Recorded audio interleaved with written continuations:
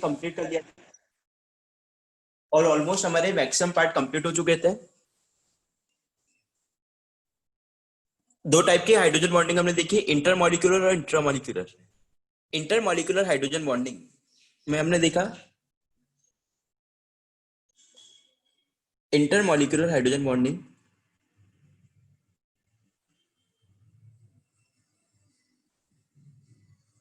Is always stronger.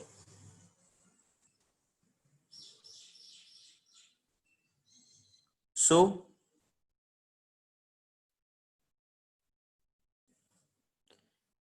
its melting points and boiling point is greater than intramolecular hydrogen bonding।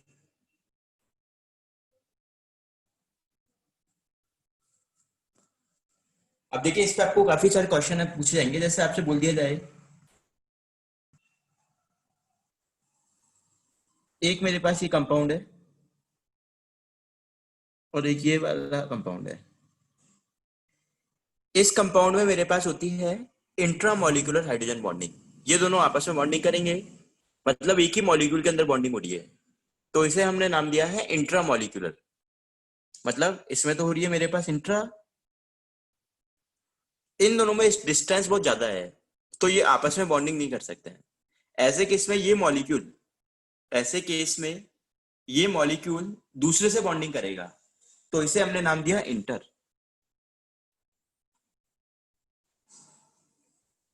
तो आपके पास इसके अंदर जो बॉन्डिंग होगी वो ज्यादा बेटर होगी देन दिस, और इसीलिए इसके मेल्टिंग पॉइंट बॉइलिंग पॉइंट ज्यादा होंगे।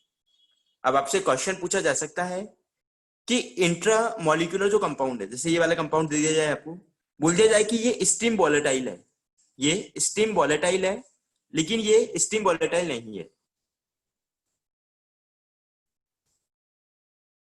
हाँ, इसका मतलब है दूसरे जो कंपाउंड होगा, दूसरा मॉलिक्यूल होगा इसका, उससे कंपाउंड बन रिएक्शन करेगा।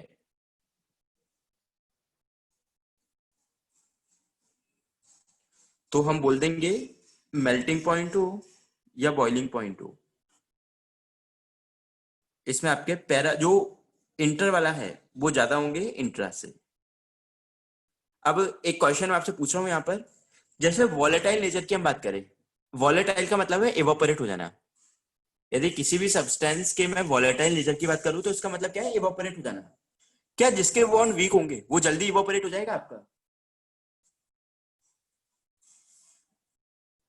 तो यदि मैं बोलूं इंटर है और इंट्रा है, दो तरह की बॉन्डिंग है मेरे पास, तो किस तरह का कंपाउंड आपका आसानी से वॉलेटाइल यानी वेपराइज हो जाएगा? हाँ, तो मैं बोल दूंगा कि वॉलेटाइल जो नेचर है वो इंट्रा का ज्यादा होगा इंटर के कंपेयर में।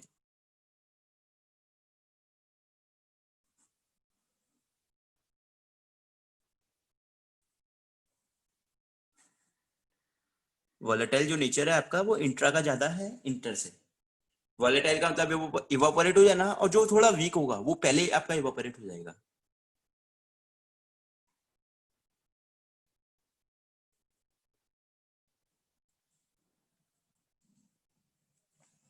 क्लियर है बात ये सभी को?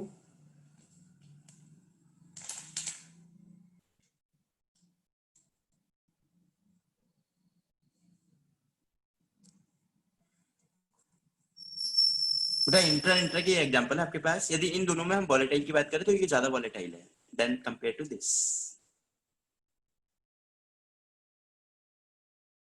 अच्छा, नेक्स्ट हम बात करें एसिडिक नेचर की।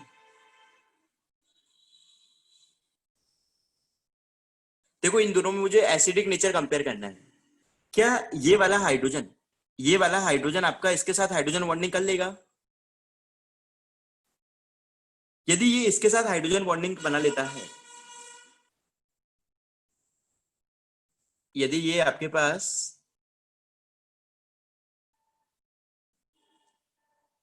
इसके साथ हाइड्रोजन बॉन्डिंग कर लेता है, क्या हाइड्रोजन हम निकाल पाएंगे यहां से? क्या H प्लस दे पाएगा ये? नहीं। लेकिन यदि इसकी बॉन्डिंग हम दूसरे मॉलिक्यूल से करा दे, जैसे दूसरे से कैसे होगी, जैसे एक तो ये रहा आपके पास और दूसरा मैंने ले लिया है ये रहा, ये दो मॉलिक्यूल ले लिए मैंने, एक ये रहा एक ये रहा। तो अभी यहां से H फ्री है आपके पास,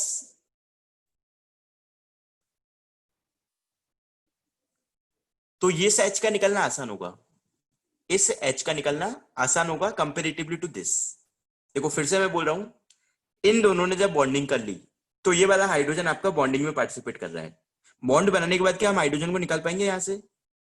नहीं निकाल पाएंगे, क्योंकि बॉन्ड बन जाएगा तो वो जाने नहीं देगा बाहर।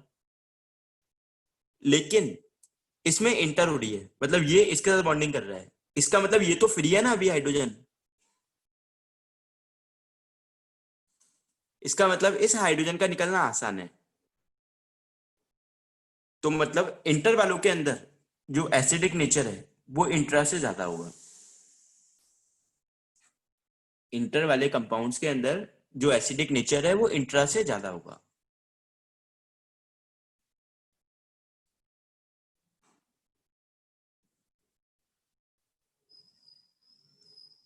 लेकिन बेटा कहीं ना कहीं तो वो रुकेगा ना एक पॉइंट पर आकर, यानी जितने मॉलिक्यूल है तो कोई ना कोई मॉलिक्यूल तो ऐसा होगा जो टर्मिनल पर होगा, तो वहां से हम H प्लस निकाल लेंगे।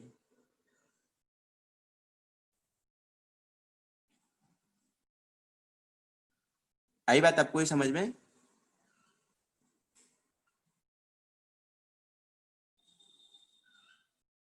अच्छा, कुछ क्वेश्चंस मैंने आपको लास्ट क्लास में ये भी बताए थे, जैसे एल्कोहल है आपके और एसिड्स है, ये वाटर में सॉल्युबल होते हैं, और वाटर सॉल्युबल होने का रीजन क्या है? क्योंकि वाटर के साथ ये क्या बना लेते हैं, हाइड्रोजन बॉन्ड।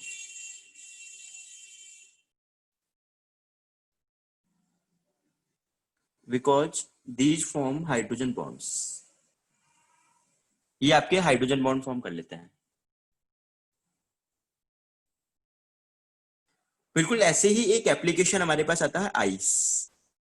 एक एप्लीकेशन किसका आता है, आइस का। आइस के स्ट्रक्चर की हम यदि बात करें तो आइस का स्ट्रक्चर कुछ ऐसा होगा आपके पास।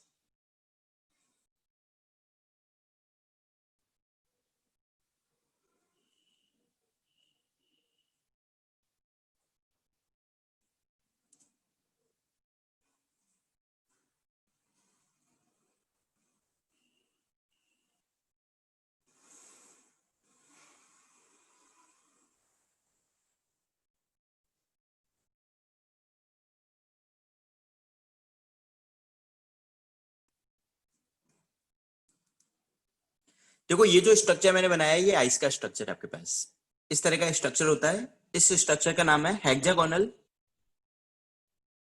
Cage like structure.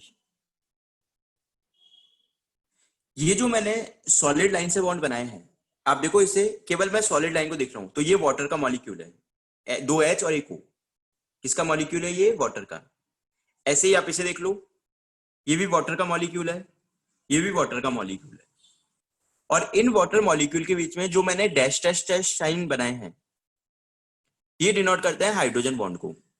मतलब एक तो हाइड्रोजन बॉन्ड है आपके पास, और ये जो बॉन्ड है ये कौन सा बॉन्ड है, ये है कोवेलेंट बॉन्ड। कौन सा है ये आपके पास, कोवेलेंट। देखो ये तो एक मॉलिक्यूल का स्ट्रक्चर है H2 का, मॉलिक्यूल में हमेशा कोवेलेंट बॉन्ड होते हैं, और ये दो मॉलिक्यूल के बीच में बन रहा है। दो मॉलिक्यूल के बीच में कौन से बॉन्ड बनते हैं, H2 में हाइड्रोजन बॉन्ड्स, तो ये हाइड्रोजन बॉन्ड है। मतलब इसमें दोनों तरह के बॉन्ड अवेलेबल है, कोवेलेंट है और हाइड्रोजन बॉन्ड है। अब इस स्ट्रक्चर को मैं 0 डिग्री की बात कर रहा हूँ, आइस आपका 0 डिग्री सेल्सियस पर है, तो मैं क्या कर रहा हूँ, इसे हीट करना स्टार्ट करता हूँ।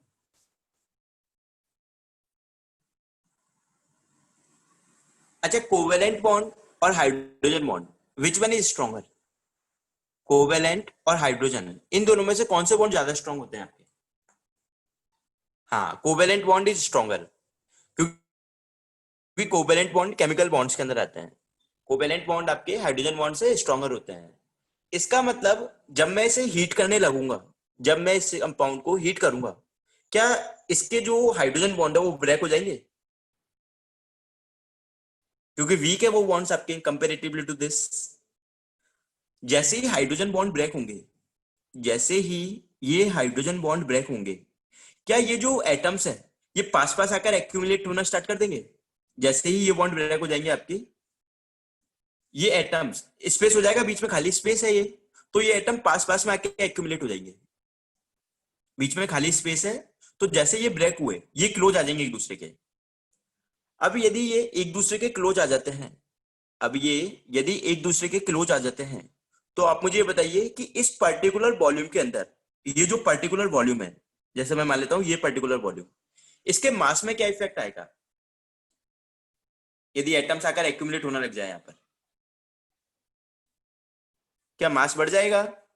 और मास के बढ़ने से डेंसिटी पे क्या इफेक्ट आएगा? डेंसिटी भी बढ़ेगी। ये डेंसिटी आपकी बढ़ेगी 0 से 4 डिग्री सेल्सियस तक।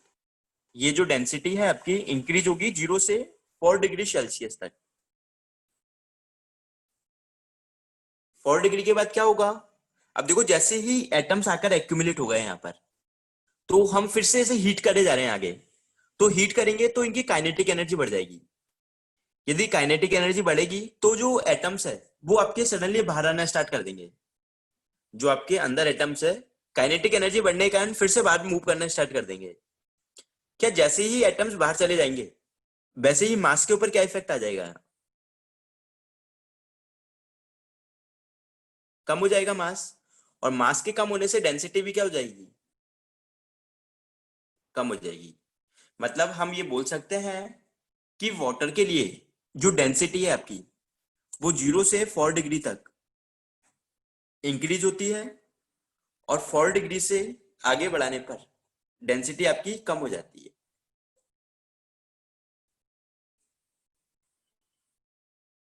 क्योंकि बाहर ये बॉन्ड ब्रेक हो रहे हैं आपके। देखो फिर से आप समझो, मैं एक बार फिर से एक्सप्लेन कर देता हूँ। जब हम 0 डिग्री की बात कर रहे हैं तो 0 डिग्री मतलब आइस है। ये आपके पास आइस का स्ट्रक्चर है। मैंने इसे हीट करना स्टार्ट किया, तो जो हाइड्रोजन बॉन्ड है वो कोवेलेंट के कंपेयर में बहुत वीक होते हैं।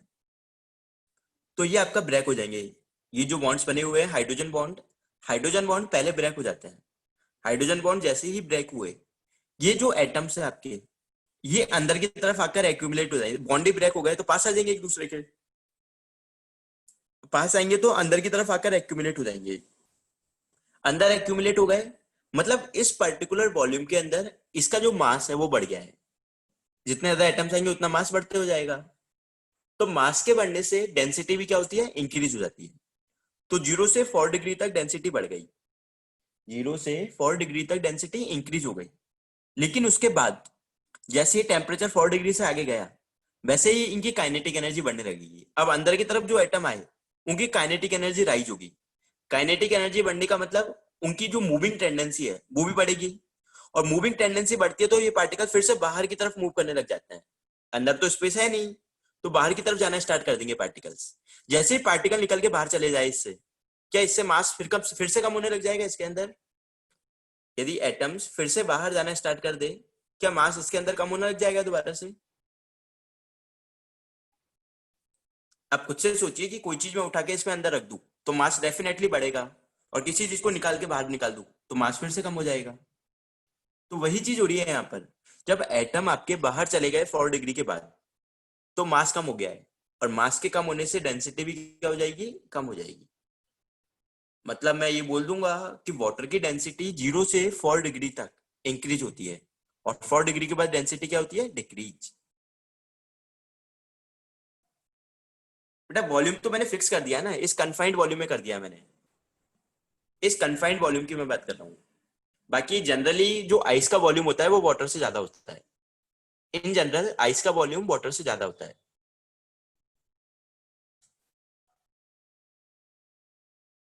That is anomalous behaviour.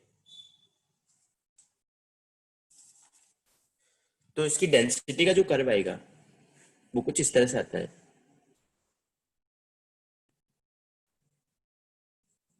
ये 4 डिग्री पर है आपके पास, तो ये है आपका डेंसिटी का कर्व। हाईएस्ट वाटर की डेंसिटी 4 डिग्री पर हमें मिलेगी। 0 से 4 डिग्री पे इंक्रीज होती है, और 4 डिग्री के बाद फिर ये डिक्रीज होने लगती है।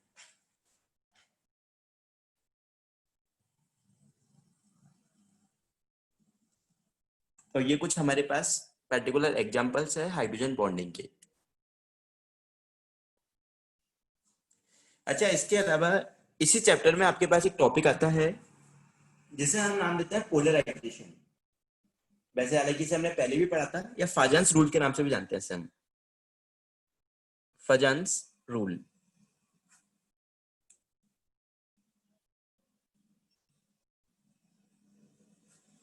देखिए पोलराइजेशन क्या होता है। हमारे पास एक कैटायन है, जनरली कैटायन छोटे होते हैं आपके एनायंस के कंपेयर में। तो ये कैटायन क्या करेगा, यहां से कुछ इलेक्ट्रॉनिक कैरेक्टर अपनी तरफ अट्रैक्ट करता है। ये जो इसके इलेक्ट्रॉन्स हैं उन्हें अपनी तरफ अट्रैक्ट करने लगता है ये थोड़ा थोड़ा।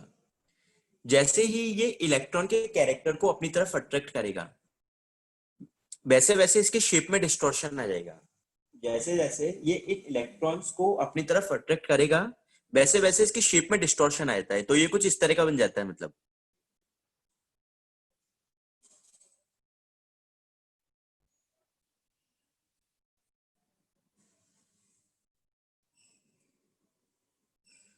तो इसी डिस्टॉर्शन को हम नाम देते हैं पोलराइजेशन। जब ये कैटायन और एनायन पास रखे हैं तो कैटायन क्या करेगा, इस एनायन के इलेक्ट्रॉनिक कैरेक्टर्स को खुद की तरफ विड्रॉ करेगा, जिससे इसकी शेप में पोलराइजेशन या उसकी शेप में डिस्टॉर्शन क्रिएट हो जाता है। इसी प्रोसेस को हम पोलराइजेशन नाम देते हैं। अब जब इलेक्ट्रॉन इसकी तरफ मूव करने लगते हैं तो यहां पर जनरेट हो जाते हैं कोवेलेंट कैरेक्टर्स। तो पोलराइजेशन का जो इफेक्ट है वो होगा generation of covalent character. Polarisation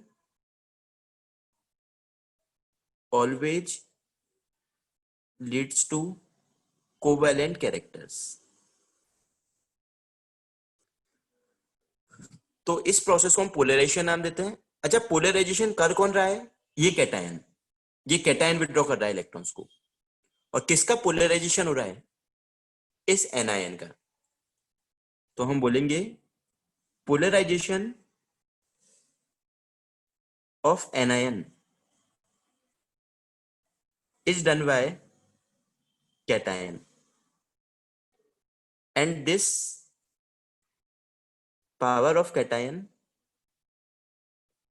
is known as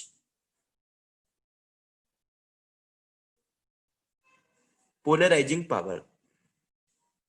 और ये जो पोलराइज करने की टेंडेंसी है इसे हम नाम देते हैं पोलराइजिंग पावर। जितना ज्यादा पोलराइजेशन होगा उतने ज्यादा कोवेलेंट कैरेक्टर इंट्रोड्यूस होंगे।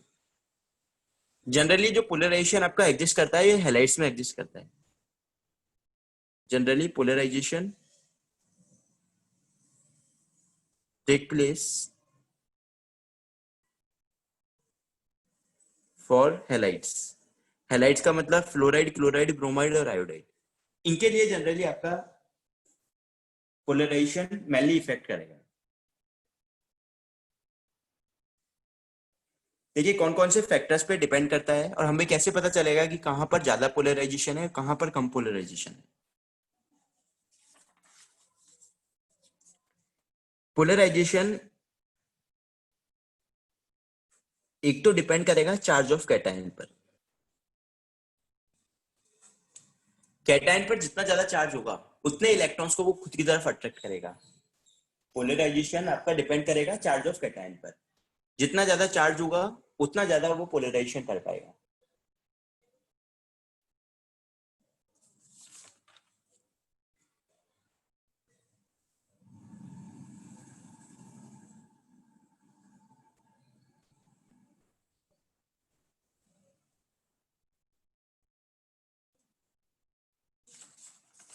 तो देखिए पोलराइजेशन एक तो चार्ज ऑफ कैटायन पे डिपेंड करेगा।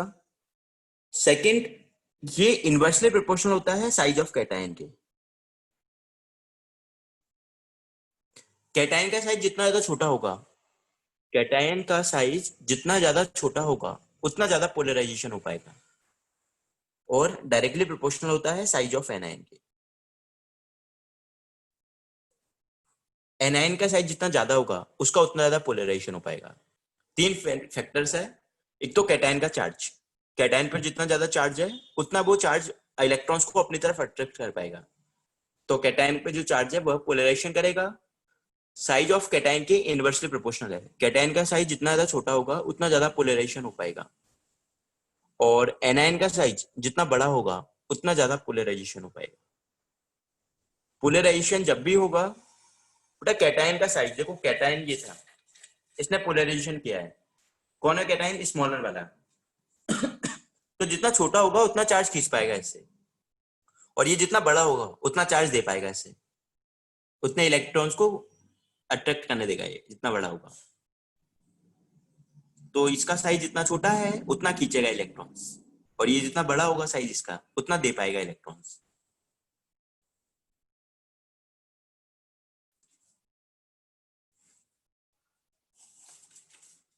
तो ये 3 फैक्टर्स है। हाँ, एनायंस का साइज बड़ा होता है कैटायंस के कंपेयर में।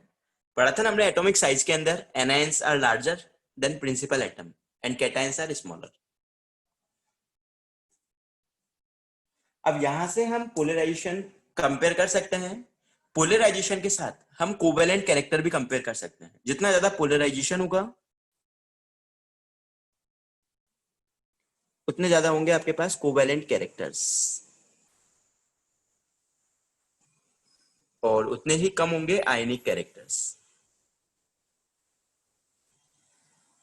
अच्छा, मेल्टिंग पॉइंट और बॉइलिंग पॉइंट की यदि हम बात करें तो आयनिक कंपाउंड और कोवेलेंट कंपाउंड में किसके melting point boiling point higher होंगे? आयनिक के। क्या इसका मतलब मैं बोलूं कि जितना ज्यादा पोलराइजेशन होगा उतने ज्यादा कोवेलेंट कैरेक्टर आएंगे और उतने मेल्टिंग पॉइंट बॉइलिंग पॉइंट कम होते हुए जाएंगे?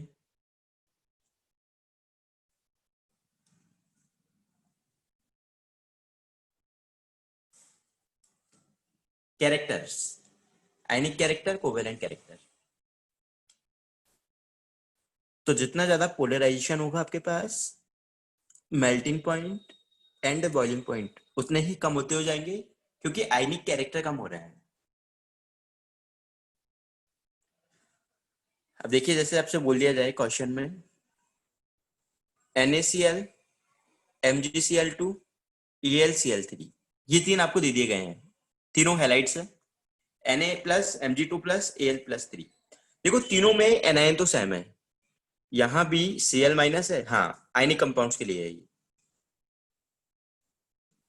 Cl माइनस है यहाँ पर, यहाँ भी Cl माइनस है, यहाँ भी Cl माइनस है। Cation Na plus Mg2 plus Al+3। बताओ सबसे ज्यादा पोलराइजेशन किसमें होगा इन तीनों में?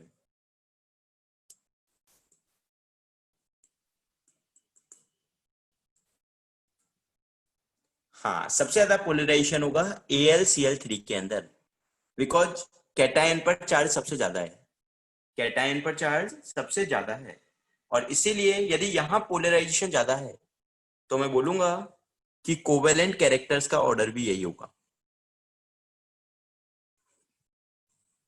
जितना ज्यादा पोलराइजेशन होगा उतने ज्यादा कोवेलेंट कैरेक्टर्स होंगे, तो कोवेलेंट कैरेक्टर का ऑर्डर भी यही होने वाला है। ऐसे ही आपको बोल दिया जाए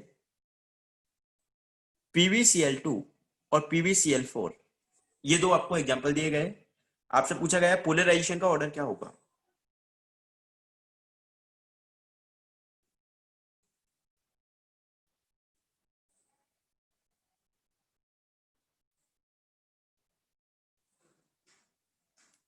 हाँ, तो सिंपल सा मुझे देखना है चार्जेज। देखो पीवी पर यहाँ पर +2 चार्ज है और यहाँ पर +4 चार्ज है, तो +4 is more covalent character.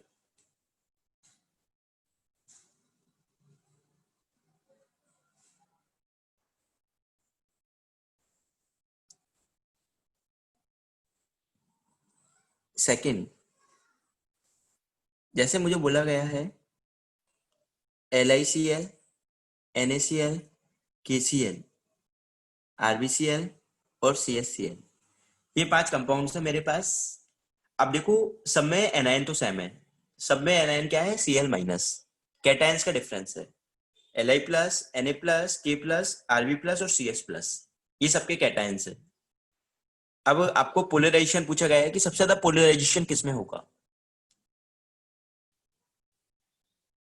Polarisation सबसे ज्यादा किसमें होगा? कैटायन का साइज इनवर्सली प्रोपोर्शनल है, जितना छोटा कैटायन का साइज होगा उतना ज्यादा पोलराइजेशन होगा। कैटायन का साइज जितना छोटा होगा उतना ज्यादा पोलराइजेशन हो पाएगा। तो अब ढूंढिए कैटायन का साइज स्मॉलेस्ट कहां पर है?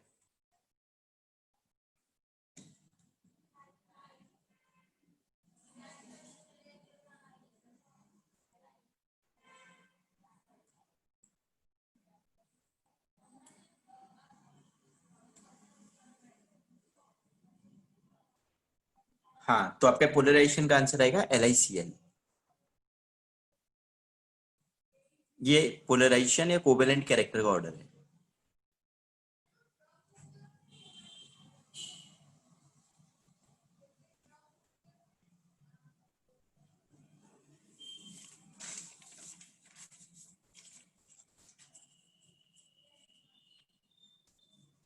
ऐसे ही आपको बोल दिया जाए LiF, LiCl, LiBr और LiI, ये चार बोल दिए गए और पूछा गया पोलराइजेशन का ऑर्डर। अब आप देखिए कैटायन सेम है, कैटायन सेम है, एनायन अलग अलग है, तो साइज ऑफ एनायन के डायरेक्टली प्रोपोर्शनल है। जितना एनायन का साइज बड़ा होगा, एनायन का साइज जितना बड़ा होगा उतना ज्यादा पोलराइजेशन हो पाएगा।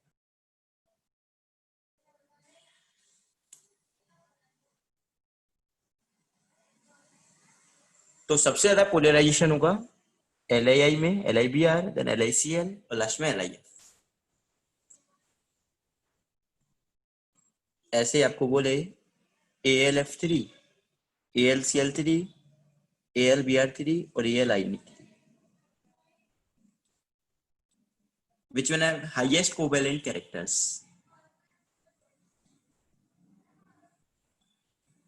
हाँ, तो सेम यहाँ पर भी ये ऑर्डर होगा पोलराइजेशन का और यही ऑर्डर होगा कोवेलेंट कैरेक्टर्स का। अब देखो इससे क्वेश्चन आपको पूछा कई बार इस तरह से जाएगा, जैसे आपको ये चारों दे दिए हैं, आपसे पूछा जाएगा which is predominantly covalent, which is predominantly covalent, कौन सा ऐसा कंपाउंड है जो सबसे ज्यादा कोवेलेंट है, तो आपका आंसर हो जाएगा AlI3। लेकिन आपसे पूछ लिया जाए विच इज प्रीडोमिनेंटली आयोनिक, कौन सा ऐसा है जो प्रीडोमिनेंटली आयोनिक है, सबसे ज्यादा आयोनिक कौन है, तो आपको आंसर कर देना है AlF3। सबसे कम कोवेलेंट है मतलब सबसे ज्यादा आयोनिक है।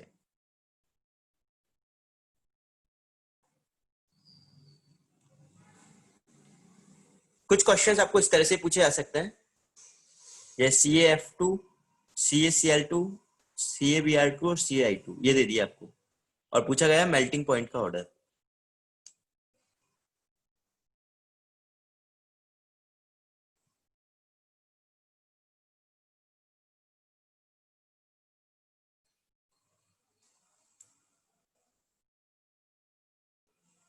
जो सबसे ज्यादा कोवेलेंट होगा उसका मेल्टिंग पॉइंट सबसे कम होगा, और जो सबसे ज्यादा आयनिक होगा उसका मेल्टिंग पॉइंट सबसे ज्यादा होगा।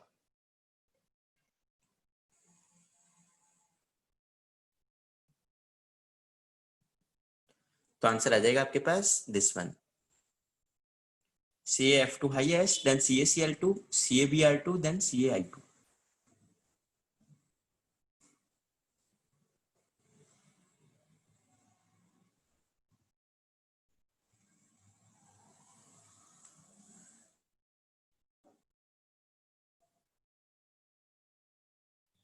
नहीं, साइड से हम देखते हैं, इलेक्ट्रोनेगेटिविटी से नहीं देखना है, हमें साइड से देखना है।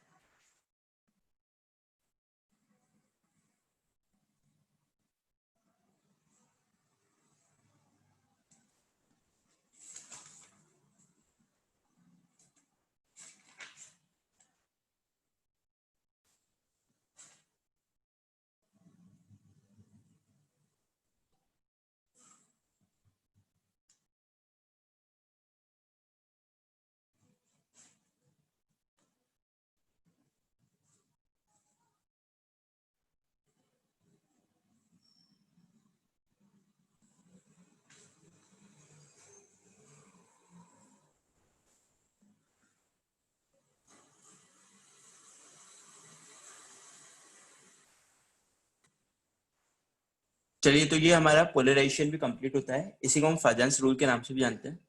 अगर कोई डाउट हो तो आप पूछ सकते हैं, वैसे ये हमारा चैप्टर कंप्लीट हो गया है।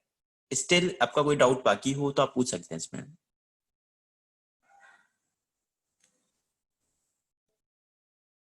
हाँ बोलो।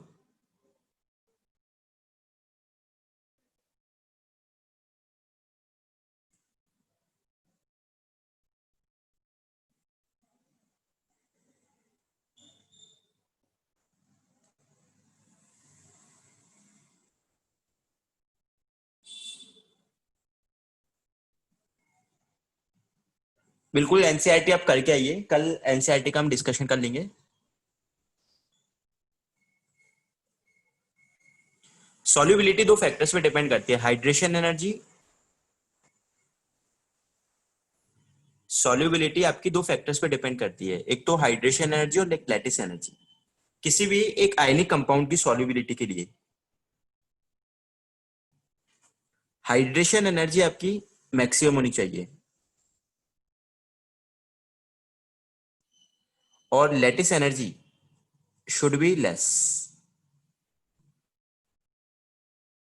लैटिस एनर्जी आपकी कम होनी चाहिए और हाइड्रेशन एनर्जी आपकी ज्यादा होनी चाहिए।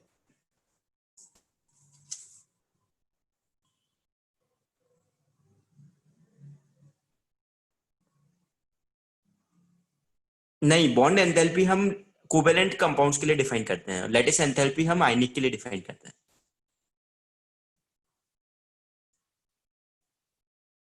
Bond enthalpy is for covalent bonds और लैटिस एंथैल्पी, जो लैटिस एनर्जी है उसे हम आयनिक कंपाउंड्स के लिए डिफाइन करते हैं। दोनों वैलिड है, लेकिन प्रीडोमिनेटली हम इस स्ट्रक्चर को ज्यादा यूज करते हैं। ये जो ओपन बुक लाइक स्ट्रक्चर है, it is used more in the structures.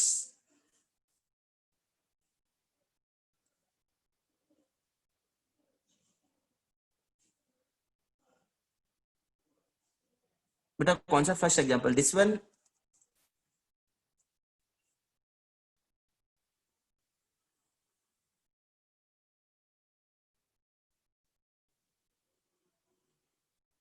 Lattice energy attraction forces और डिस्टेंस पर। कूट बॉन्ड कोई नहीं होता है, कोऑर्डिनेशन बॉन्ड होता है, कोऑर्डिनेशन बॉन्ड होता है। ये क्वेश्चन है आपके पास। अच्छा करते हैं अपन O3 वाला भी। देखो ये इस क्वेश्चन में मैंने चार्जेस देखा है, Na पर +1 चार्ज है, Mg पर +2 चार्ज है और Al पर +3 चार्ज है। तो कैटायन पर जितना ज्यादा चार्ज होगा उतना पोलराइजेशन ज्यादा होता है। कैटायन पर हम चार्ज देखते हैं, उसी से हम पोलराइजेशन कंपेयर करते हैं। Al पर +3 चार्ज है।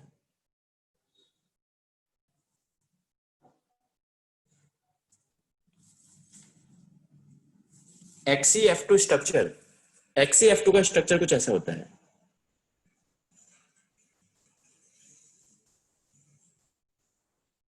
स्ट्रक्चर का नाम है लीनियर।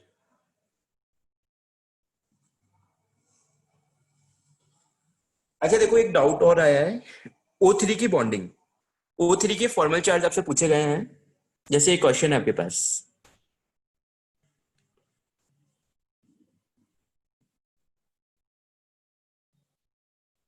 ये है आपके पास, आपको पूछे गए हैं फॉर्मल चार्ज तीनों एटम्स के ऊपर। मैं ऐसे नाम देता हूं, फर्स्ट, इसे सेकंड, इसे थर्ड। तो फॉर्मल चार्ज का फॉर्मूला है आपके पास, valence electron minus half bond pair electron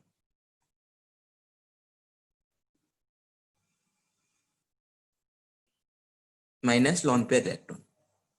ये फॉर्मूला है आपके पास। अब देखो जैसे पहले ऑक्सीजन पे निकालना है मुझे, तो ऑक्सीजन में वैलेंस इलेक्ट्रॉन होते हैं 6, तो मैंने लिख दिया 6 माइनस, एक बॉन्ड पेयर बन रहा है, कोऑर्डिनेट बॉन्ड भी मतलब एक ही तो बॉन्ड है सिंपल आपके पास, तो इसका मतलब 2 इलेक्ट्रॉन है इसमें, हाफ इंटू 2। और लॉन पेयर इलेक्ट्रॉन 1 2 3 4 5 6। आप इसे सॉल्व कर लो, ये -1 आ जाएगा। इसमें लिखोगे सेकंड वाले पर, ऑक्सीजन में 6 वैलेंस इलेक्ट्रॉन होते हैं, minus half bond pair electrons 1 2 3 4 5 6, 6 electron है बॉन्ड पेयर के अंदर, और लॉन पेयर इलेक्ट्रॉन 2। तो ये आपके पास आएगा 6 माइनस 3 माइनस 2 +1। और इस ऑक्सीजन पे निकालना है formal charge. Total 6 valence electron है, minus half bond pair electron 1 2 3 4, और लॉन पेयर इलेक्ट्रॉन आपके पास है 4, तो ये आ जाएगा 0।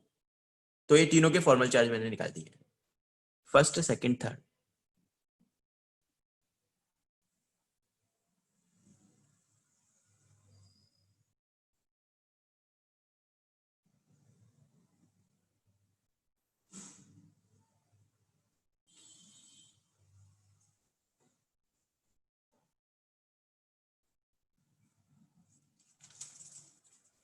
रेजोनेंस आपका होता है डीलोकलाइजेशन। रेजोनेंस कुछ इस तरह से होता है, जैसे ये दे रखा है आपको, ये CO3 2- है। तो यहां पर डीलोकलाइजेशन हम कैसे कराते हैं, इस बॉन्ड को यदि मैं ब्रेक कर दूं ऊपर की तरफ, ऑक्सीजन ज्यादा इलेक्ट्रोनेगेटिव है, तो ऊपर तो नेगेटिव चार्ज आ जाएगा, कार्बन पर आएगा पॉजिटिव चार्ज। अब ये कार्बन इसके साथ भी बॉन्ड बना सकता है और इसके साथ भी बॉन्ड बना सकता है। जब ये कार्बन इसके साथ बॉन्ड बनाएगा तो ये कुछ इस तरह का बन जाएगा, और जब ये कार्बन इसके साथ बॉन्ड बनाएगा तो ये कुछ इस तरह से बन जाएगा। ये इसके रेजोनेटिंग स्ट्रक्चर है, 1 2 3। इसमें हमने बॉन्ड ऑर्डर भी निकालना सीखा था। रेजोनेंस हाइब्रिड, रेजोनेंस हाइब्रिड देखो क्या होता है, एक नई टर्म आती है आपके पास, रेजोनेंस हाइब्रिड। रेजोनेंस हाइब्रिड का मतलब है कोई भी एक ऐसा स्ट्रक्चर, कोई भी एक ऐसा स्ट्रक्चर जो जितने भी रेजोनेटिंग फॉर्म है सभी को डिनोट कर दे। जैसे तीनों स्ट्रक्चर्स को शो करना है मुझे एक ही स्ट्रक्चर के अंदर, इन तीनों स्ट्रक्चर को मुझे शो करना है एक ही स्ट्रक्चर के अंदर, तो उस स्ट्रक्चर को हम नाम देंगे रेजोनेंस हाइब्रिड। अब कैसे बनाया जाता है वो देखो, जैसे कार्बन बना दिया मैंने, एक ऑक्सीजन, एक ऑक्सीजन, एक ऑक्सीजन, ये तीनों ऑक्सीजन बना दिए। अब आप ये देखो, इन तीनों स्ट्रक्चर के अंदर, इन तीनों स्ट्रक्चर्स के अंदर क्या डबल बॉन्ड सारे बॉन्ड्स में कभी ना कभी आ रहा है? इन तीनों स्ट्रक्चर्स के अंदर क्या सारे बॉन्ड्स के अंदर आ रहा है डबल बॉन्ड? देखो एक बार यहां आया, एक बार ये आ गया, एक बार ये आ गया, तीनों जगह डबल बॉन्ड आया किसी ना किसी एक स्ट्रक्चर में। तो इसे मैं कुछ इस तरह से बना दूंगा।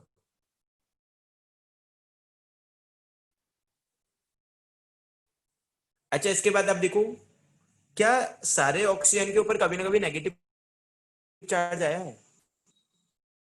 देखो अभी इन दोनों के ऊपर है, फिर इन दोनों के ऊपर भी आ रहा है, और इन दोनों के ऊपर भी आ रहा है। मतलब किसी ना किसी रेजोनेटिंग फॉर्म में तीनों ऑक्सीजन के ऊपर नेगेटिव चार्ज आ रहा है। तो मैं लिख दूंगा नेगेटिव, नेगेटिव, नेगेटिव। तो इस तरह के स्ट्रक्चर को हम रेजोनेंस हाइब्रिड नाम देते हैं। रेजोनेंस हाइब्रिड एक ऐसा स्ट्रक्चर होता है जो हमें सारे रेजोनेटिंग स्ट्रक्चर के बारे में बता सकता है। अब इसको देख के मैं ये बोल पाऊंगा कि जो डबल बॉन्ड है, कोई ना कोई एक ऐसा स्ट्रक्चर है जो डबल बॉन्ड यहां भी आएगा, यहां भी आएगा और यहां भी आएगा, किसी ना किसी एक स्ट्रक्चर में। नेगेटिव चार्ज इस एटम के ऊपर भी आ रहा है, इधर भी आ रहा है और इधर भी आ रहा है। सो रेजोनेंस हाइब्रिड एक ऐसा, हाँ, जो सर्कल हम बनाते हैं बेंजीन में वो रेजोनेंस हाइब्रिड है। पार्शियल नेगेटिव है, partial negative, partial negative, partial negative. Partial इसलिए लगाया है क्योंकि नेगेटिव में सभी पे लगा रहा हूं, सब पे डिस्ट्रीब्यूट कर दिया मैंने नेगेटिव चार्ज, इसलिए पार्शियल लिखा है मैंने।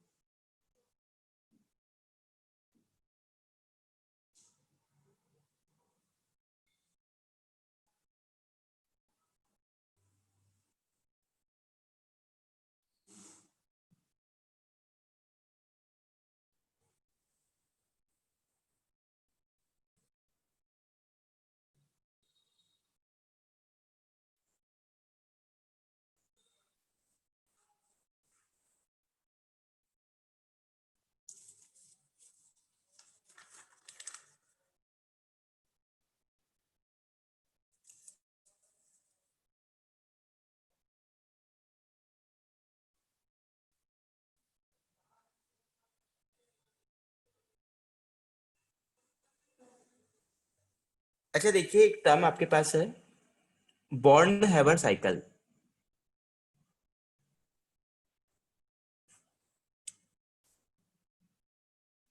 बॉर्न हैवर साइकिल क्या होता है?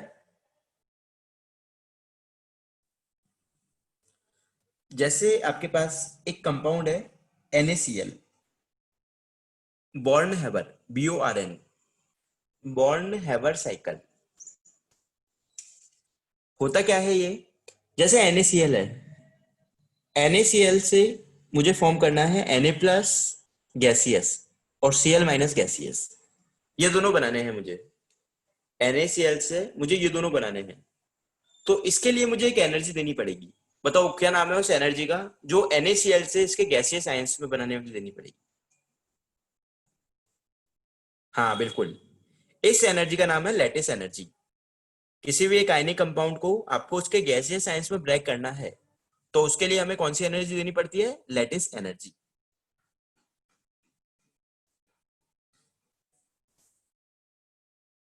अब लैटिस एनर्जी डायरेक्ट कैलकुलेट कर पाना पॉसिबल नहीं है, डायरेक्टली हम लैटिस एनर्जी कैलकुलेट नहीं कर सकते। तो हम क्या करेंगे, हम कुछ स्टेप यूज में लेंगे, यानी मैं इनके अलग अलग स्टेप निकालूंगा। देखो कैसे निकालूंगा स्टेप, जैसे NaCl है, NaCl को आपको सबसे पहले आपने ब्रेक कर दिया Na सॉलिड और Cl2 के अंदर।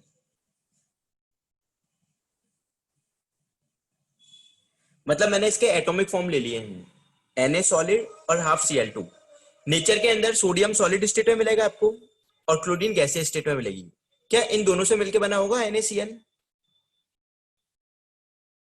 नेचर के अंदर यदि हम फर्स्ट टाइम फॉर्मेशन की बात करें नेचर के अंदर, तो सोडियम सॉलिड होगा, क्लोरीन गैस होगा, इन दोनों के कॉम्बिनेशन से बना है ये। तो मैंने क्या किया, वापस से इसमें ब्रेक कर दिया। इसमें ब्रेक करने के लिए जो एनर्जी हम देते हैं, इसमें ब्रेक करने के लिए जो एनर्जी हम देते हैं, इस एनर्जी का नाम है dissociation energy. This energy is known as dissociation energy.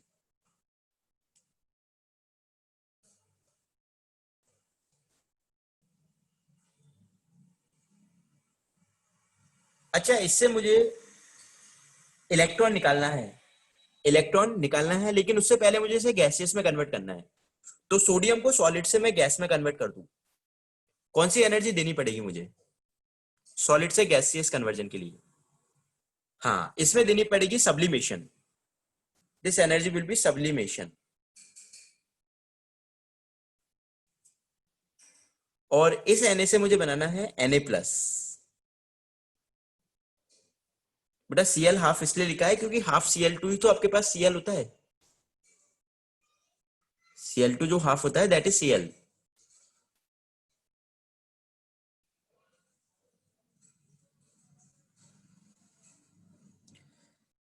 तो Na से Na प्लस बनाना है, मतलब देनी पड़ेगी मुझे इसमें आयोनाइजेशन एनर्जी।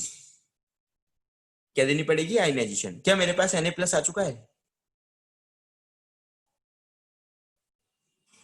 क्या मेरे पास Na प्लस आ गया है? अब मेरे को Cl माइनस और बनाना है। मुझे क्या बनाना है, Cl माइनस। देखो Cl माइनस बनाने के लिए हम क्या करेंगे, सबसे पहले ये जो हाफ Cl2 है, इसे Cl में कन्वर्ट करना है मुझे।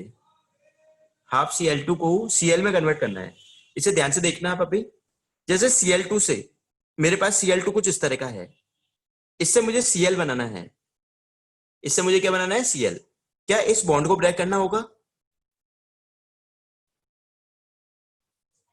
यदि Cl2 को ब्रेक करके Cl बनाना है तो बॉन्ड ब्रेक करना होगा, मतलब इसमें देनी पड़ेगी मुझे बॉन्ड एनर्जी। कितनी देनी पड़ेगी, बॉन्ड एनर्जी। और यदि मैं बोल दूं आपसे कि आधा Cl2 है, ये तो पूरा Cl2 है, इससे Cl बनाना है, तो मैं बोल दूं कि हाफ एनर्जी देनी पड़ेगी मुझे। ये एक पूरा Cl2 है, एक Cl2 के लिए इतनी देनी पड़ रही है, तो आधे Cl2 के लिए कितनी देनी पड़ेगी, हाफ हो जाएगा उसका।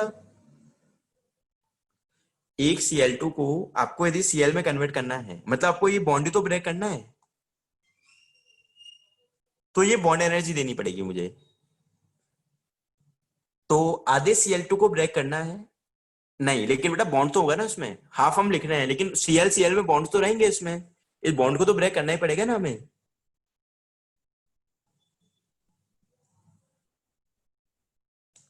तो हाफ Cl2 को Cl बनाना है, एक को ब्रेक करना है तो बॉन्ड एनर्जी देनी पड़ेगी, और आधे को ब्रेक करना है तो आधी बॉन्ड एनर्जी देनी पड़ेगी। मतलब मैं बोलूंगा कि यहां पर मैं बॉन्ड एनर्जी डिवाइड बाई 2 दे पाऊंगा। अब Cl बन गया मेरे पास, और Cl से यदि Cl माइनस बनाना है, मतलब इलेक्ट्रॉन ऐड करना है, क्या होगा?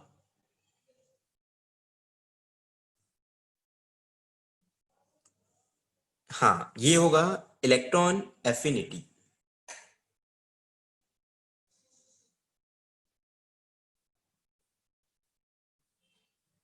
एक्चुअली देखो, इंडिपेंडेंट हाफ Cl2 एग्जिस्ट नहीं करता है, Cl2 तो पूरा ही एग्जिस्ट करता है, लेकिन जब हम रिएक्शंस लिखते हैं, जैसे देखो मैं कभी HCl लिखूं, तो HCl को हम इस तरह से लिखते हैं, half H2 plus half Cl2, इस तरह के फॉर्म में लिखा जाता है ऐसे।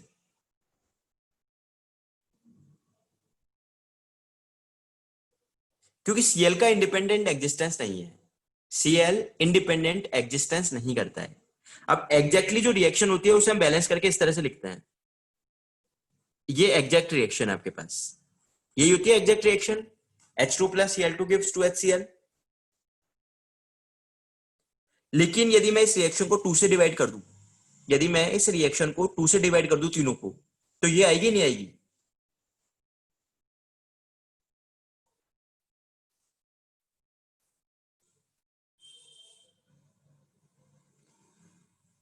तो हमें इस तरह के फॉर्मेट में लिखना है। यहां पर हम इस तरह से नहीं लिख सकते कि H लिख दिया आपने, यहाँ Cl लिख दिया, ऐसा नहीं लिखा जा सकता ऐसे, क्योंकि H और Cl का तो खुद का एग्जिस्टेंस होता ही नहीं है, एग्जिस्टेंस होता है H2 का और Cl2 का।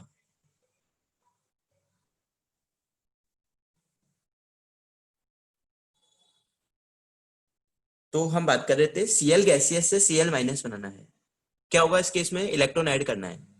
इलेक्ट्रॉन ऐड करने पर एनर्जी आपकी रिलीज होती है, और जो एनर्जी रिलीज होती है उसे हम नाम देते हैं इलेक्ट्रॉन एफिनिटी। जो एनर्जी आपकी रिलीज होती है that is known as electron affinity.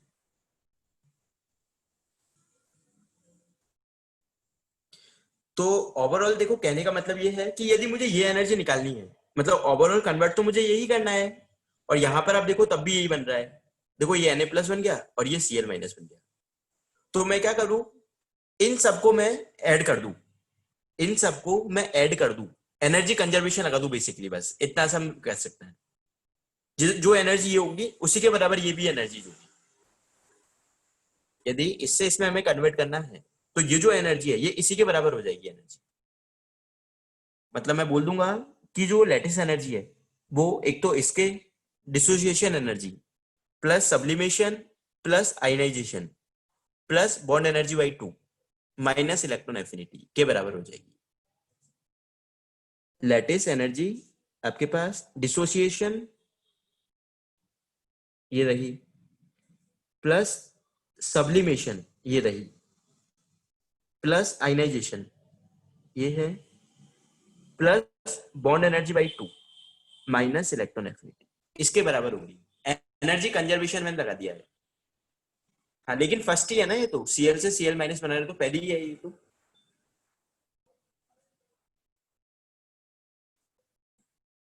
आई ये बात सभी को समझ में? क्या किया है मैंने यहाँ पर? मतलब ऊपर जो एनर्जी का चेंज आ रहा है मैंने इन सारी एनर्जी के सम के बराबर कर दिया है, क्योंकि एनर्जी कंजर्वेशन मैंने लगा दिया है यहाँ पर।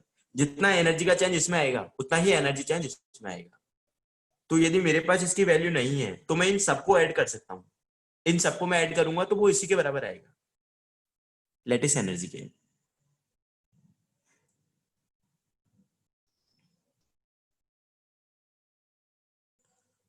और इसी साइकिल को नाम दिया जाता है बॉर्न हैवर साइकिल।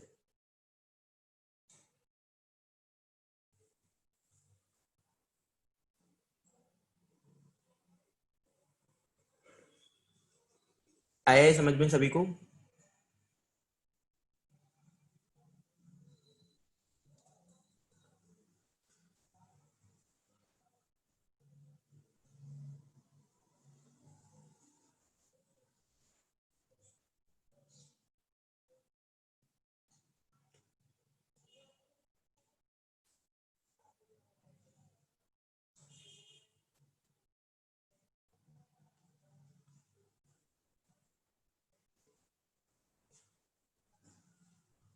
तो देखिए नेक्स्ट क्लास में आप एक तो एनसीईआरटी सभी लोग कंप्लीट करके आओगे केमिकल बॉन्डिंग की।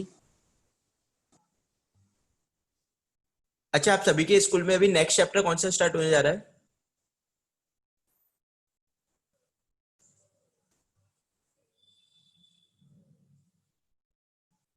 Which school?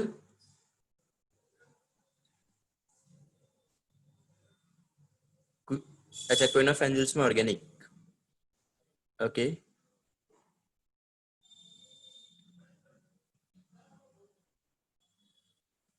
Amity organic.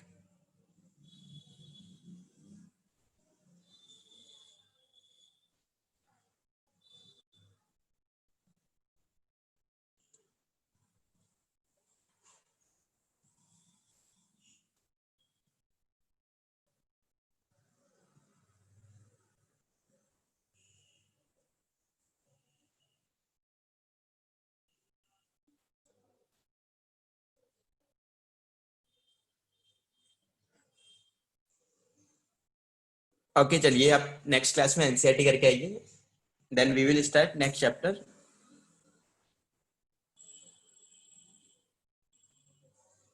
Okay, thank you.